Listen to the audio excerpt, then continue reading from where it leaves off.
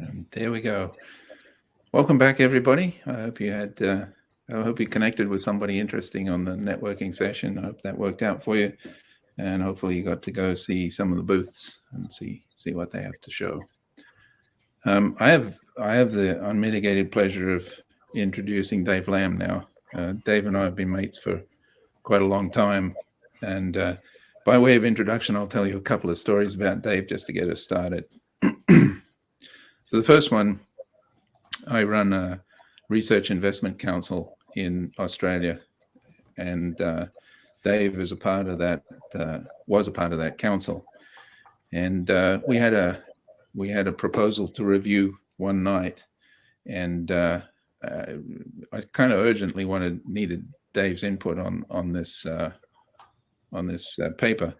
So I contacted Dave early and said, Dave, can you be in the council tonight? And he said, well, I'm in the field. I'm kind of out of it here. And I said, well, do your best. If you can, that'd be awesome.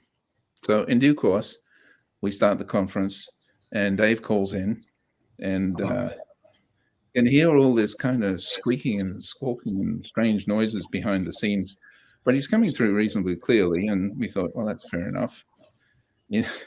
He sent me a picture of how he called into the conference. He was up one of those old metal windmills that you find in outback Australia, and his assistant had taken a picture of him up there, sort of hung out on one angle with the phone in his ear so that he could get cell coverage. So that's dedication for you. And I'll tell you one more story real quick to get David off to a start here. I had the chance to visit the smart farm in Australia that David runs. And while we were there was a rain squall came through, and it just touched one part of the farm. The farm's big enough that it sort of dwarfed the squall. So the squall kind of went across one part of the farm. And as the rain was falling, all the sensors in the smart farm were measuring how much water was coming down and predicting when and how many sheep could be put on that paddock once the rain completed. I thought that was pretty fantastic. So with that introduction, let me pass over to Dave. Take it away.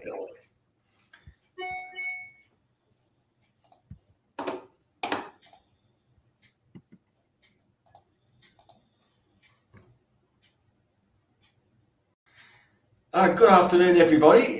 Good evening to some of you, and good morning to a few others. Thank you for the opportunity to have a conversation with you today in the Technology and Data Day. I hope I'm not the sting in the tail. Tech in Climate is a really ambitious title. And Arthur, thanks for your introduction. I have 30 odd minutes to pay you back for that. And no, you haven't threatened our mateship, I should add. Arthur's been a long-time friend, colleague and mentor of me in the area of geospatial innovation and digital innovation more broadly in relation to agri-food. And I wanted to bring some of my experiences to date to this conversation.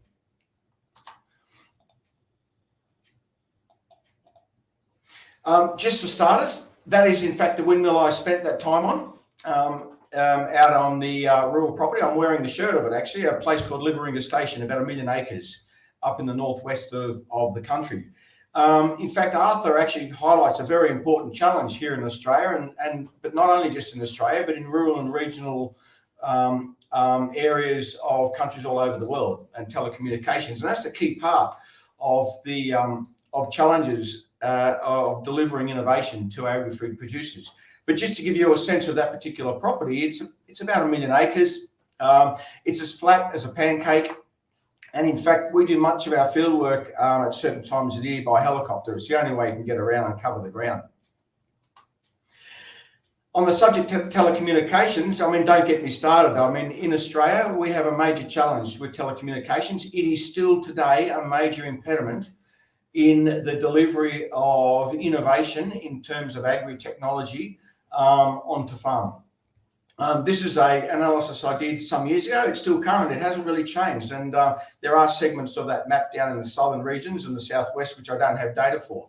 But this gives you an idea of how patchy our mobile telecommunications networks are. You know, more than 2/3 of our farms have some form of mobile network infrastructure within 10 kilometres of a property boundary, but it's not necessarily mobile phone towers. They could be digital concentrators, point-to-point links, and so forth.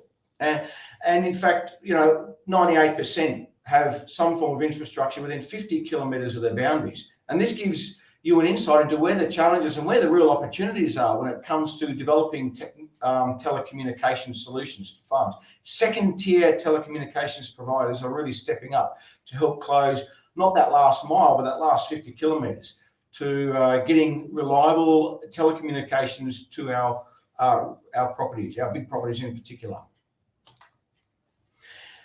And really, whilst I want to wow you with tech and gadgets and gizmos, noting the day, mobile phone telecommunications is fundamental stuff. Like discipline, it's only really truly valued in its absence sometimes. We just take it for granted. Here's two examples. I mean, here's a farmer on the left that went online a couple of years back, effectively saying that this is my first holiday I've taken on the farm, because now I can keep in touch with devices, with elements of my production system, using my mobile phone. I can get coverage around the world, but I struggle to get it on my farm. Thank you, IoT, for example, the Internet of Things, for helping me do that.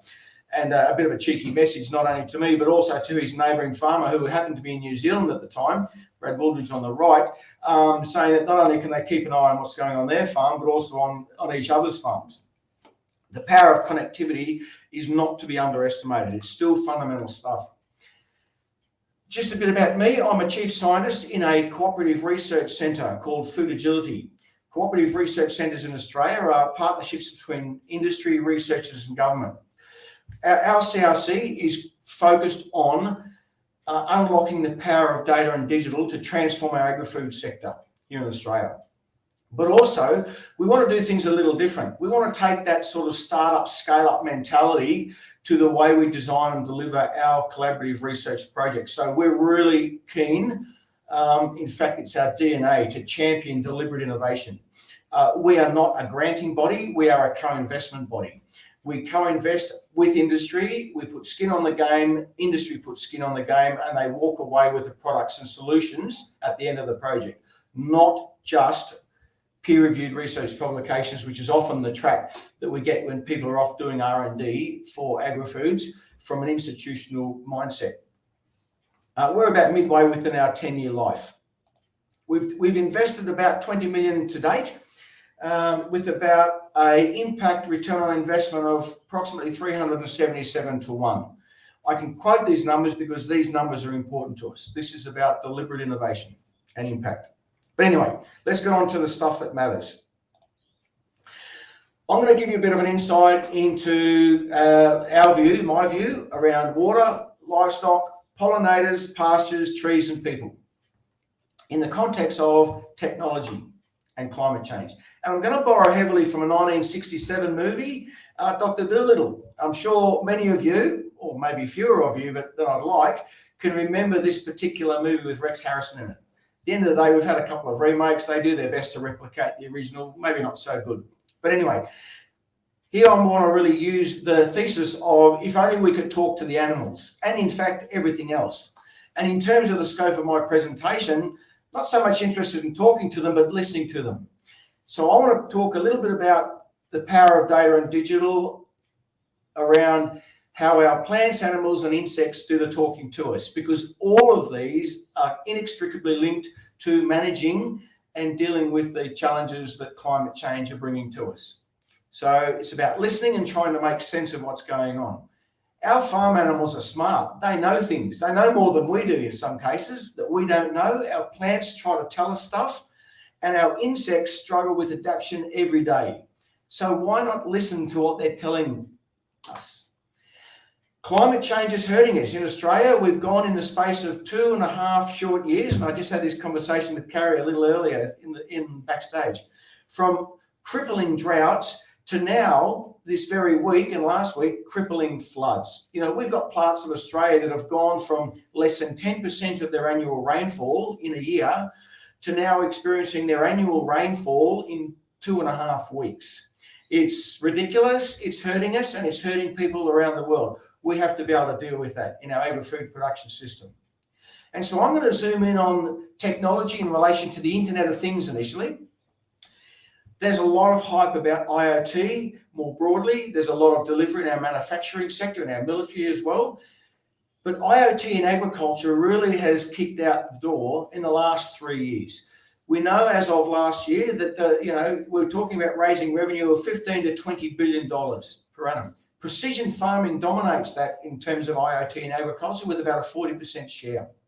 We're talking about a double-digit compound annual growth rate, 10% out to 2028. This is an enormous rate of growth.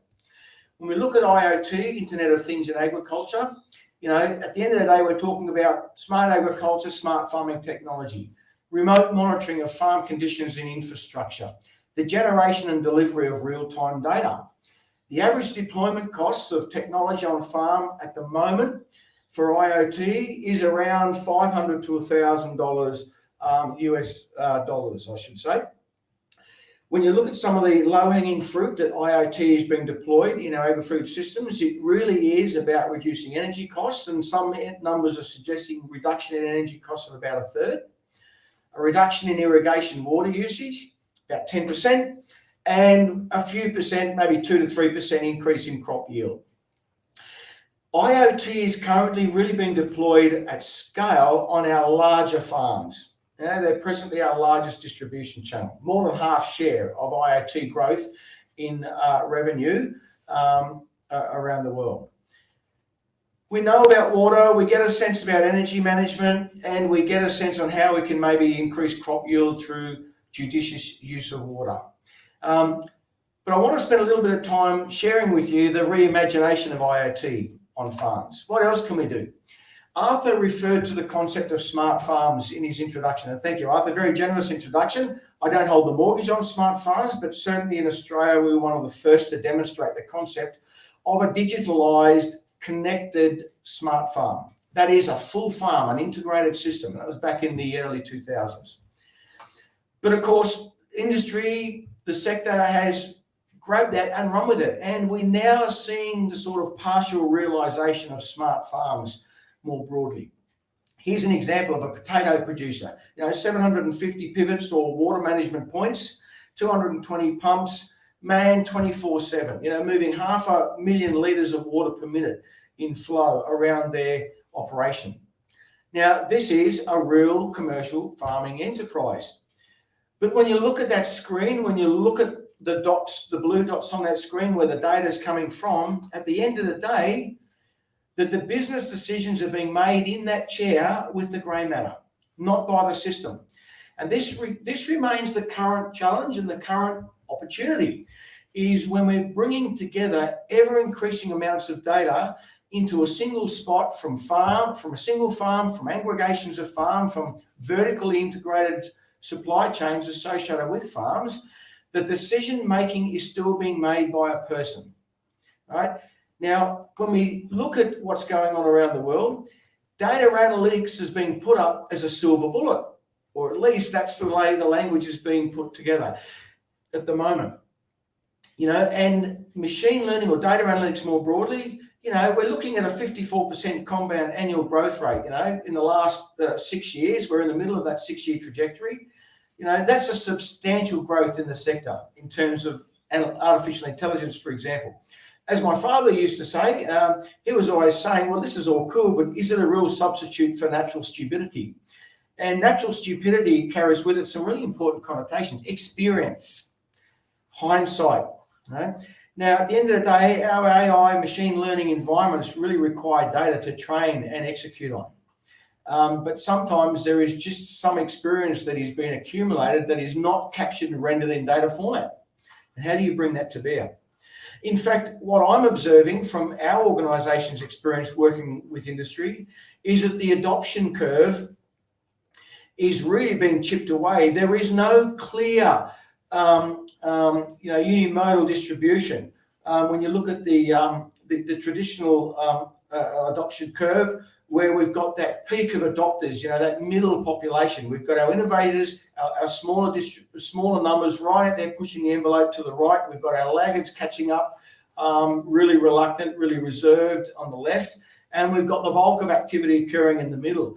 But what we're finding, in fact, is that's getting eroded because our innovator class, the ones that are really keen, that are generating tons and tons of data and really want to put it to work, they tend to still want to stay in touch with the decision making. They're actually quite reluctant to hand decision making over to machines. Why? Because they're switched on, they're tech savvy, they understand where the data is coming from, and they want to stay in touch with the workings, the formulations that are going on. They trust black box surprisingly less than you would expect. Our laggards, of course, don't really trust black boxes when it comes to decision making anyway, because they have that reservation around tech full stop. And of course, a middle class are really focused on the bit by bit assemblage of data and digital innovations on their properties, and not so much tying it in to end-to-end decision making. So it's a really interesting distribution in terms of the appetite for actually end-to-end value propositions around, data and digital and decision making that we're experiencing at the moment. When we talk about Internet of Things, of course, the things are just the start. There's a lot of technology in the marketplace now that are offering solutions to farmers. Soil moisture probes, for example. But what we're finding is a greater emphasis on the service provision around that, offering deeper, sophisticated analytical capabilities, irrespective of the fact that our end users are still sort of a little bit mindful of the fact that they want to make the decisions themselves. It's taking effectively dumb data and providing value adds to that to help the user make those decisions. That's really important. And a lot of these services are really taking a client-facing bespoke solution approach to it. Build your own dashboards. We won't build them for you. Here are the moving pieces. Build your own. And so if I use water as an example as part of my opening comments, at certain times of our seed production season, there can be a 2 orders of magnitude difference in the price of water. And IoT devices for monitoring water is one thing. And I've got a quote on the right-hand side. I do love our cheeky Australian farmers. Sometimes it can be so dry out here that we've had to institute buyback schemes for water pistols. At the end of the day, getting devices on site to help manage and monitor our water is still a primary driver of IoT adoption in our system. We've got devices that interact with LEO satellites, low Earth orbit satellites, to give us coverage all over the country. We only get a couple of messages a day, maybe 2 or 3 a day. But you know what?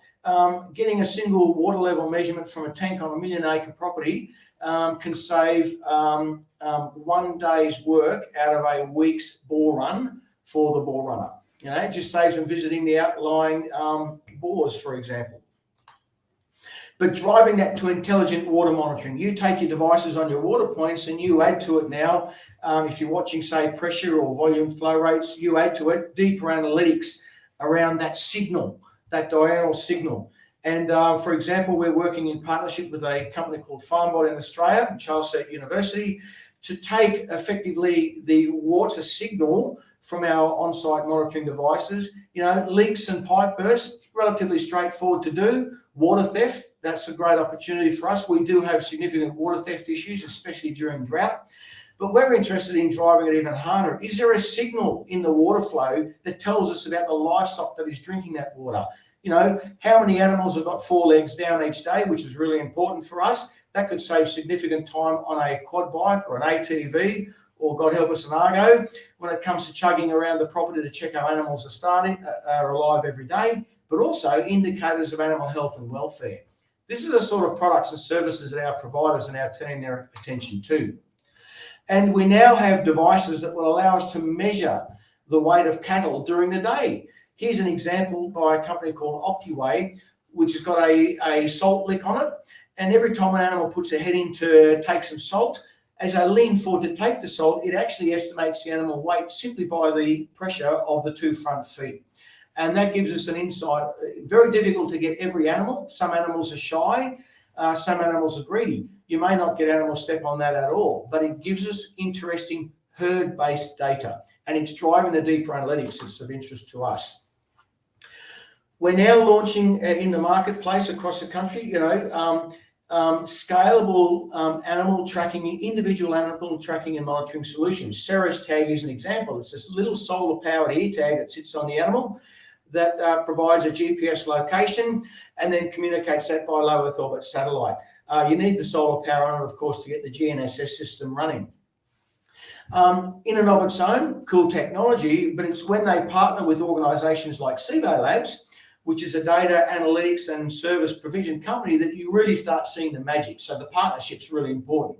So now we do have commercially available products to allow us to track livestock, individual animals on farm, and also to identify, to create alerts around them. It's really important to say, though, that at this stage, technology is still expensive. We're still talking $200 per individual tag and probably 20 to 30 cents per tag per day or per month, per day, in terms of running telemetry costs. But the value proposition now is strengthening. Individually, animals in Australia are probably $2,000 to $3,000. If you've got a cow with a calf at foot or a cow preg-tested in calf at the moment, in my neck of the woods, you can get $3,500 for a single animal. So, $200 in a trag that you'll never lose. Well, even if you do lose it, you could find it in the paddock. Is a viable proposition, and more of our producers are taking this technology seriously. When you integrate those sort of products with pasture biomass maps, for example, that can be collected on a daily basis or a couple of times a week basis, then you can start smoking when it comes to making decisions about your herd management and your available feed. And that available feed is a key item when it comes to dealing with climate change. Our feed volatility is changing substantially. We need to be proactive in managing our livestock to promote and retain healthy ground cover, limit runoff, and to retain the biodiversity in our pastures and our pasture environments. And that's a key part of the resilience of our production systems moving forward in these challenging times. But also leaning more heavily into the data analytics. If you're tracking every animal and you're picking up diurnal movements, for example, and you're picking up that movement pattern relative to the entire mob, for example, you can start exploring, and this is where the interest is now, in exploring, chasing for those deeper insights into animal performance. For example, feed conversion and efficiency. You connect an OptiWay system, which is measuring the weight of cattle in the mob to the mob movement dynamics, and then suddenly the ability of animals to convert limited pasture biomass into weight becomes a really important selection tool. So we're thinking now genetics by environment. Also, flipping it, the efficiency at which those animals interact with the land is another important one. How productive our animals are with the smallest possible impact footprint on our sensitive diverse ecosystems, especially in our rangelands, which occupy a substantial proportion of our country. Let me jump across to pollinators as another example. In Australia, we've got 640,000 commercial hives, 20,000 registered beekeepers. They would spend probably 80% of their working hours on the road driving to visit hives with no real certainty about what they're expecting to see when they get there. We extract about 70% of our nation's honey production from native species. So our hives are from native vegetation. So our hives are very dispersed around the country. 50% of our beekeepers source income from pollination. Increasingly, our industry is looking at smart hives. Now, smart hives could involve quite complicated and expensive technology, but the notion of a sentinel hive. Now, I'm a beekeeper myself, in addition to a livestock producer, in addition to a scientist. So what a wonderful mix. So I've been experimenting myself with the notion of smart hives, but the industry more broadly is interested in that. So remotely monitoring a Judas beast, if I can call it that, to use that as an indicator of what's going on my local collection of hives. Wherever that is in the country. Now, let me give you an example. If you can do something as simple as monitor the weight of a beehive, you can pick up some incredible signal on that. So here I've got an example. I've got a beehive sitting on a weight scale. Weighs about 43 kilos net. There's There's 2 boxes on there, and it's accumulating honey in the box as well. What I've got here is a daily signal, right? So I'm collecting signal every couple of minutes, and this is a full day. And every day you can see a pulse in the signal. You can literally see the bees flying out from the hive because the hive gets lighter. If you know that every bee weighs about 100 milligrams, I estimate about 3,000 bees are departing my hive in the morning. They go out, so the weight drops down when the sun comes up. And then as the day progresses, the hive reaccumulates that weight. The bees are coming back home. They're bringing pollen and nectar home. And of course, at the end of the day, the net weight of the hive has gone up. And in fact, what you might be interested to know that overnight, those girls also stay up all night fanning the honey that they've brought into the hive, into the cells, to reduce the moisture content to the optimum level. When the moisture content in a cell of honey within a frame, within a hive is right, they put a little wax cap on it. So these girls go out every day, bring back the honey, stuff it into the cells, feed the colony as well, and nurture the young, and also fan the honey with their wings to get the moisture content right. Look at that beautiful diurnal signal, and you see that by something as simple as tracking the weight of a hive. So you can literally estimate the bees leaving the hive every day, and that's an indicator of hive health, and also the indicator of the health of the resource around that hive as they go out and bring back the material each day. You look at that signal over the space of months, and not only do you see the daily rhythm in that, but you also see some other indicators. For example, the net accumulation rate in the hive, which is a honey flow. They're bringing back the honey to the hive. But also, when the honey flow stops, what's going on there? Maybe you've got to go out and try some supplementary feeding, as I did in this particular case. The thing that I live in fear of is that little step change about 2/3 along the trace. When suddenly the queen says, guys, I'm out of here, and she will take half the colony with her when she leaves the hive, and that colony will swarm and go out and disappear. That is a loss of production for me in that hive. And I need to go out there and either requeen or rely on the hive to self-requeen and move on. So if I can watch that evolving, and there must be somewhere a signal in there that will tell me that queen's no longer happy. So if you're interested in machine learning or analytics or some form of data analysis, you find that early fingerprint of a hive swarming, and you're sitting on a little gold mine in terms of a service to the industry. Let's look at our plants talking to us. Arthur mentioned earlier that you take a soil moisture probe in a pasture, and if it rains, straight away you can start calculating, wow, what's the likely pasture growth rate that's going to result in, and therefore what's the carrying capacity of that paddock looking forward. And that's exactly what you can do, and in fact it's not rocket science to do that. And here's an example, predicting pasture growth rate using a small sensor of soil moisture, photosynthetic light use efficiency, which is effectively an NDVI sensor on a stick with the right model put behind it. And you can estimate your pasture growth rate with surprising accuracy. And to be honest, you can do that relatively simply on a stick and pole.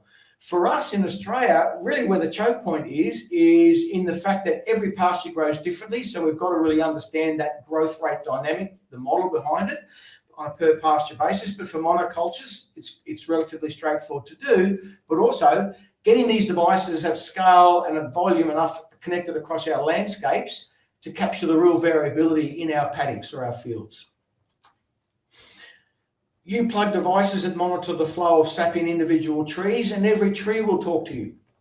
We can watch the diurnal flow of sap up and down a tree, and that'll tell you about how healthy the tree is, the climatic environment that it's in, the evaporation potential, or what we call the vapor pressure deficit, but it will also give you an indication of the soil moisture that's underfoot.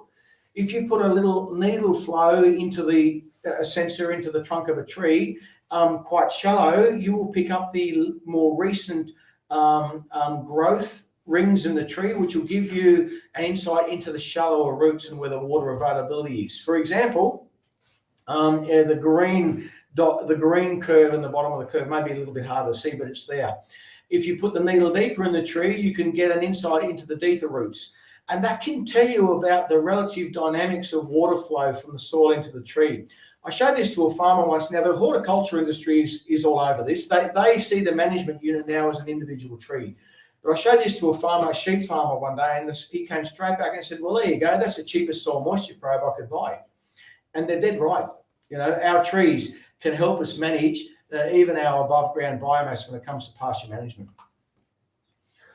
Humans are part of the things in our things networks. You know, there's an amazing opportunity, and in fact, it's being tapped into by sector to crowdsource the point source measures that humans can make in their day-to-day life of managing farms. You know, it could be a biomass assessment. Well, while you're collecting it for your own purposes, why not send it to the cloud and have it brought to play in bigger analytic systems? You know, and of course, image processing, using images themselves, not to give you an estimate of biomass if you can't read your biomass properly. And of course, from little things, big things can grow. So we've recently just launched a major initiative across the country with a large corporate farmer called Australian Agricultural Company, AACO, and we're doing just that. We're combining crowdsourced data from stock managers. That could be anywhere from on a horse to in a four-wheel drive in a paddock, who are reading pastures as part of their day-to-day stock management and getting that up into the cloud. So that we can actually do some more deeper analytics around land systems. Why are we interested in that? Because if we can characterize our land systems down to a sub-paddock or sub-field cage scale, suddenly we can be out there measuring and monitoring other things that matter. For example, our soil carbon, if we want to bring our properties and our operating systems into a carbon trading environment, for example. And carbon isn't really the main prize. I mean, there's a lot of talk in Australia about carbon accounting and getting our producers actively engaged in carbon offsetting, whether it's part of the Australian carbon credit process or whether it is effectively handing the carbon credits offshore or into corporates as part of their Scope 3 reporting for themselves.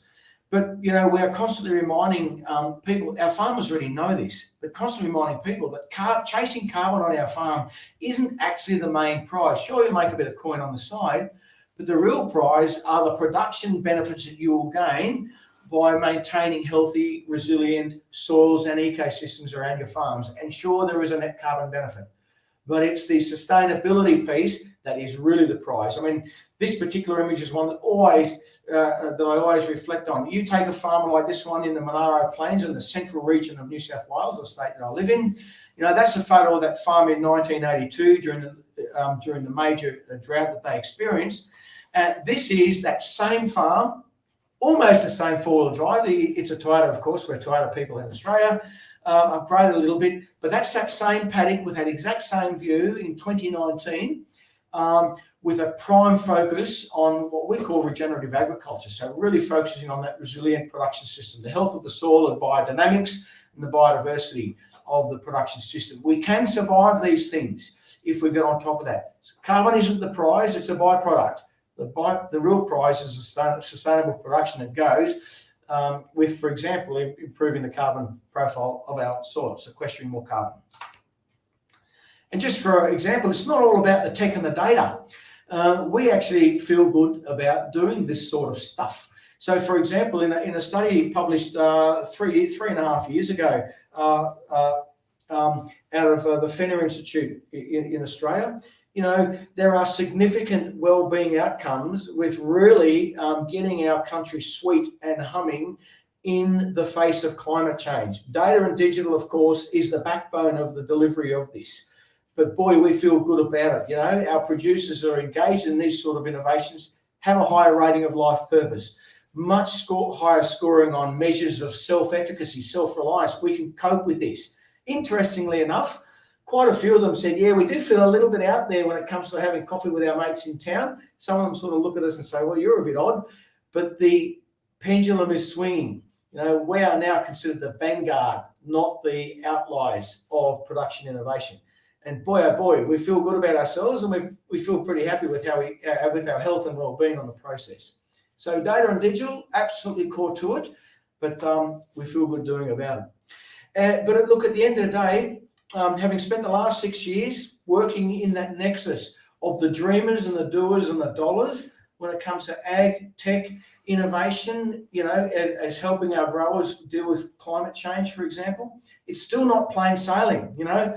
On the left is an article that was published you know, on the Farm Online Journal in Australia, quite a very healthy readership in our agricultural community. You know, dairy industry, technology could really disrupt our dairy supply chain, creating opportunities. Now, that article was posted at 10:30 a.m. In July, 3 years ago. By 3 p.m, another article came out in the same forum. Disruptive tech may not be the answer, say the dairy farmers. And when you look into that article, at the end of the day, our producers sometimes still feel like they're guinea pigs in the process, you know, and having it fail, you know, we may be part of a pilot, but, you know, makes us a little bit reserved about buying in. So despite all the wonderful opportunity we have to offer, at the end of the day, there are people we're dealing with, and we have to never lose sight of them. Thank you.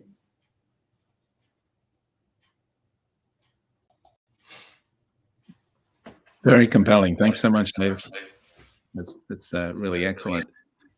We're a little tight for time, but I do have a couple of questions if you're up for it, Dave. And just before I go any further, thanks so much. I forgot to thank you early on for getting up so early, because I mean, Dave's in Australia, so this is sparrow fart in the morning. I mean, it's a little early for a regular presentation. So the first one that I had in mind was, I always remember on the smart farm there that you had methane sensors for the sheep. So you're sensing the methane in the breath, and most people think that the methane comes from the other end of the animal, but I found that quite an interesting thing. Are there any other sensors like that are actually on the animals? Well, in terms of the heritage, so, you know, we started experimenting with, you know, little pipes at the end of noses to pick up the methane. So first of all, you're right. The methane from our livestock, we're talking about the top end, not the back end. In fact, when I got up to jump in the Jeep to come to work this morning, I could smell it. You can smell that rich, sweet smell. You know, get an inversion layer, especially if the cattle like socialising around the gate, as mine do, you can smell it. So, you know, there is more and more work being done in our contained feeding environments, you know, dairies and feedlots, with methane sensors at feed bins. We're getting more and more into instrumented feed bins for feed use efficiency measures, you know, monitoring the livestock within our pens. But you know what? There's still no reliable, commercially available at scale methane sensor even for that. But we know they're there. What you alluded to, of course, Arthur, is you take those little sensors and you put them out in a grazing environment where it really also matters, because, you know, the methane emission profile of animals in an open grazing environment totally different to a contained one. You can put supplements into animals in a dairy or in a feedlot, you know, seaweed supplements, sugarcane supplements, byproduct supplements, whatever is going, but there's still nothing reliable that's commercially available, you know, so that's a real big opportunity. So we'd love the sector to get involved. Another thing that caught my attention was the later on in your presentation, you're talking about being able to aggregate the IoT data that's coming out of the various, let's say, instrumented farms. But it also occurred to me, I mean, that's great, and the studies that come out of that are incredibly useful. But I'm curious about whether this implies that there should be an authority that is overseeing that, because you've got a whole bunch of farmers contributing data, but you actually really want to feed back to the farmers sort of the overall cooperative view of it, right? If there's a farmer up the grade from you who is taking water from the creek, and you're you know, the water rights problem in Australia is a persistent thing. Has anybody thought about, like, there should be some kind of authority above this that's sort of helping this be more useful? Absolutely. Is that you, Dave? Look, absolutely. So, and in fact, we're constantly thinking about it. This is across the sector, and you've got this incredible tension. You've got the notion that, well, hang on, if regulatory compliance or, you know, that sort of health and wellbeing of my catchment type layers are watching what I'm doing, I'm a bit worried about that. This is the farmer producer attitudes, right? At the same time, the farmers are also saying, yeah, but hang on, someone else is also probably making a buck out of this data as well. And, you know, we've got this issue, when you get to the heart of data sharing, for example, if it's not Big Brother's watching, it could be someone else is making a buck out of it. Where's the value proposition? And what about the governance and the safety mechanisms associated with it? If I could be honest, in my personal opinion, the biggest opportunity we have here is where, for example, the banks can get involved. This is where the relevance to our conversation comes into, because, there's lots of thumbs up there for that. And the reason is because, I have a banker, and it's in my interests for my banker to see the value, the sustainability credentials of my operating system, and the data and technology is helping me be more productive, more resilient. And so what I'm getting here is that banks can be a really positive player in this space, because they will offer me better products and services, discounted funds, for example, in return for my good behaviour, my productive system. But at the same time, they're effectively gently influencing the sector, because we're all being rewarded and we'll all want to play better. So, regulatory compliance, that's one dimension. But I think the financial sector, the insurance sector as well, could play a really positive role in this if using that data correctly. Yeah, that's very perceptive. We met with a bunch of our agriculture advisors, the RBC agriculture advisors, and their feedback was along the same lines. Yeah, very, very good. Got one more question here. I think we've got time for one more, and that is, I've asked this question of all of the participants of the Light conference. What's the one piece of data, one section of data that you don't have that would make a big difference to your view of the climate change? What's that one magic piece of data that we don't yet have? I'm going to disappoint you, Arthur, because I don't see it as a single piece of data. There is an enormous wealth of bits and pieces of data out there that can be brought together. What we lack here is clear examples and clear opportunities to integrate multiple data sources into business rules, business-based decision making, that dare I say, knocks out the human. Now, I'm leaning towards, but very, very reservedly and hesitantly, towards a silver bullet. What we need is to help our producers and our verticals bring together that data in a more powerful, potent way. So it's the mechanism that I think we haven't got right, where the big opportunity lies, Arthur, rather than the individual sort of piece of data that can feed into it. And I rather like the idea of financial data being in there as well from the banks, because the combination is a multiplier, right? Absolutely. If I can get that data translated into my spreadsheet, my financial report to my banker, and there are people there, I know there's some innovative companies out there trying this, then that matters. I'm buying soil moisture probes, I'm monitoring feed intake into my animals, I'm paying for satellite remote sensing products into my business. I want my banker to see that as more as just an outgoing in the business. I want them to be able to identify on that balance sheet exactly where it contributed, so that I can get a product and service reward for doing that. That's the real piece. Outstanding. I think we better close it there. We're sort of at the top of the hour. And once again, thanks so much, David, for your presentation. It was compelling, interesting. I think there's a whole bunch of people gone away to think about this. And I was watching the reactions there, all kinds of reactions throughout the story. So people have definitely connected with this. Thanks so much, Dave. And for everybody else, this is day 3 of a 4-day session, a 4-day conference. Next Wednesday, please tune in for the finale, I guess I should say. We've got some really interesting stuff going on in that last session, so please do tune in. And thanks so much for joining.